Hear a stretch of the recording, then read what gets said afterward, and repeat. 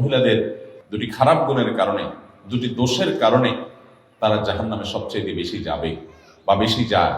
এর ভিতরে একটা হলো তারা তুকফিরনাল লানা ও তাকফুরনাল আশির। তিনি বলেছেন তোমরা মহিলারা বেশি বেশি করে লানত দাও, অভিশাপ দাও। এটা একটা রোগ।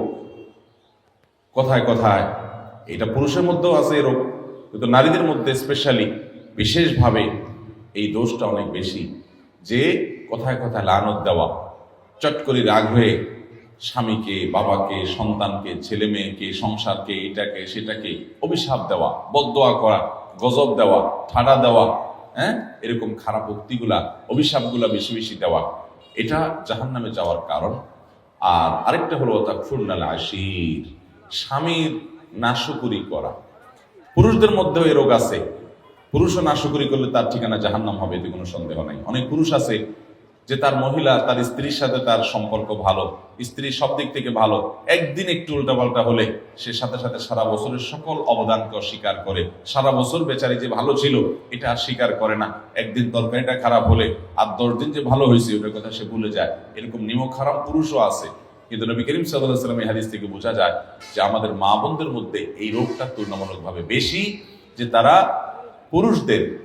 পুরুষদের বিশেষ করে তার স্বামীদের, তারা নেয়ামতকে অস্বীকার করে ফেলে খুব তাড়াতাড়ি।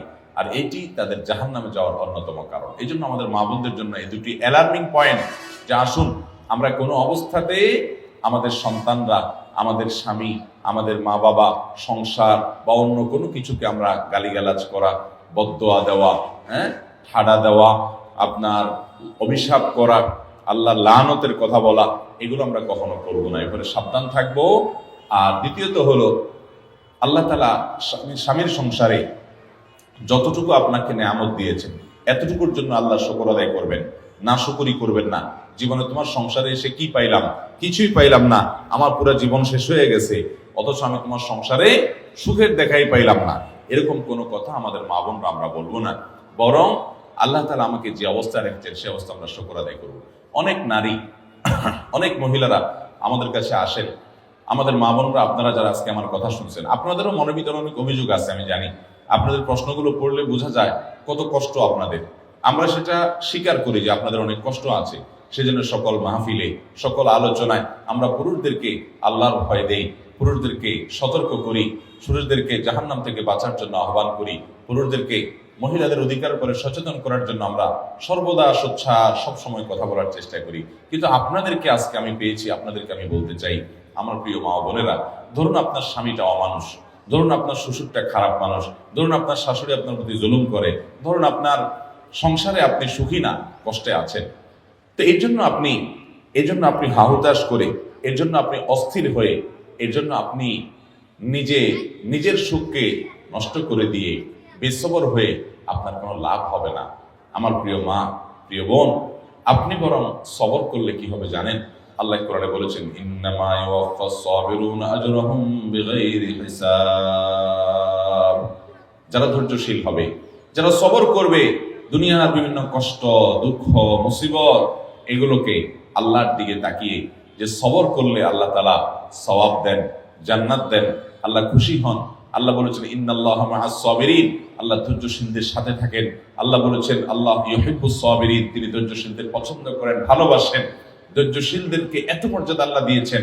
আল্লাহর কাছ থেকে সওয়াবের আশায় যারা একটু ধৈর্য ধারণ করে, সবর করে, হজম করে নেয়, ঢোক গিলে নেয়, নিয়ন্ত্রণ করে নেয়, মেনে নেয়, মানায় নেয় নিজেকে, এই মানুষগুলো, তাদের সম্পর্কে আল্লাহ বলেছেন, ইন্নামা ইউওয়াফাস সাবিরুনা আজরাহুম বিগাইরি হিসাব।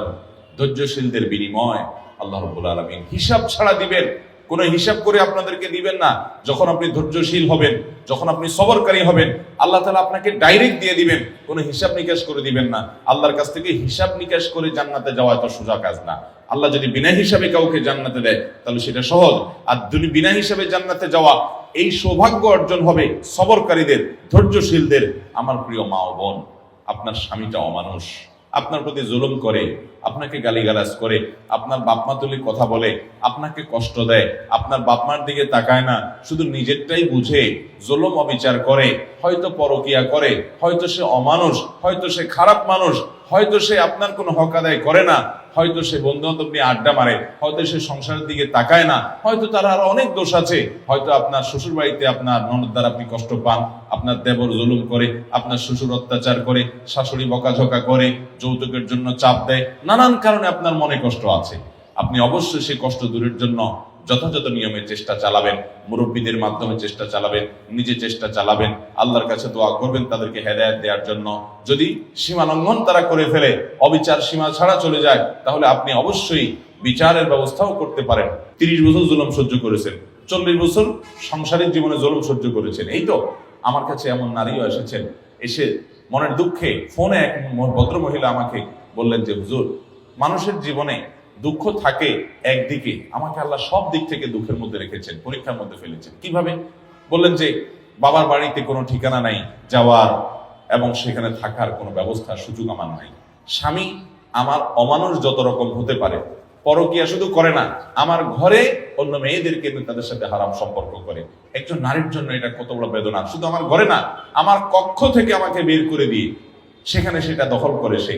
এটা যে একজন মহিলার জন্য কত কষ্টের হুজুর, সেটা আপনাকে বলে বোঝানো যাবে। এরপরে বললেন যে আচ্ছা ভালো, স্বামীটা খারাপ গেল, আমি সবর করলাম, আমার ছেলে মেয়ে বড় হয়েছে। দুঃখের বিষয় হলো সেগুলো অমানুষ, একটা আমাকে দেখতে পায় না, আমার গহনাগুলো নিয়ে চুরি করে বিক্রি করে ফেলে। ওরা দেশে বাইরে থাকে, ওদের টাকা পয়সার অভাব নাই, কিন্তু আমাকে মা হিসাবে তারা স্বীকৃতি পর্যন্ত দেয় না। এরকম স্বামী অমানুষ, সন্তানরাও অমানুষ, বাবার বাড়িতেও যাওয়ার জায়গা নাই, এরকম একটা জনম দুঃখী মানুষ আরেকটা আছে কিনা সমাজে আমি জানি না। ভদ্র মহিলা মনের দুঃখে আমাকে কথাগুলো বলতেছিলেন। ভাইরা আমার, আমি তাকেও বলেছি বোন, আমি আপনার কষ্ট বুঝতে পেরেছি। আল্লাহ তাআলা আপনাকে ধরুন জনম দুঃখী করলেন, চিরদুঃখী করলেন, কোনো দিক থেকে আপনার সুখ হলো না। এরপরও আপনি যদি এইভাবে চিন্তা করেন যে আমার সকল দুঃখের বিনিময়, সারা জীবনের দুঃখের বিনিময় আল্লাহ তাআলা যদি আমাকে জান্নাতটা দিয়ে দেন, এটা থেকে লস প্রজেক্ট হবে ব্যবসা নাকি লাভের হবে? কেমনে লাভে হবে বলেন তো? কারণ আমি কষ্ট করেছি 30 বছর বা 40 বছর, এর বেশি তো না। একজন মহিলা বিয়ে হওয়ার পরে কত বছর বাঁচে? 40 বছর, 30 বছর, 50 বছর, এর বেশি তো বাঁচে না সাধারণত আমাদের দেশে গড়াইয়া ওঠে। তাহলে 30-40 বছর আপনি কষ্ট করলেন, সব ধরনের জুলুম সহ্য করলেন, এর বিনিময়ে আপনি জান্নাত পাইলেন কয়শো বছরের জন্য? অনন্তকালের জন্য, অসীম কালের জন্য। মৃত্যু আর কখনো আসবে। তাহলে 30-40 বছরের কষ্টের বিনিময়ে যদি অনন্তকালের চির সুখ পাওয়া যায়, লাভ হলো না লস হলো? অতএব সবর করতে হবে, ধৈর্য ধারণ করতে হবে। ধৈর্যশীলদেরকে আল্লাহ তাআলা তাদেরকে বিনা হিসাবে দিবেন পুরস্কার, বিনিময় বিনা হিসাবে জান্নাত দিবেন। অতএব আমরা সবর করবো তো ইনশাআল্লাহ। আল্লাহ আমাদের মা বোনদেরকে সবর করার তৌফিক দান করুন। আস-সুন্নাহ ফাউন্ডেশন, উম্মার স্বার্থে সুন্নাহর সাথে।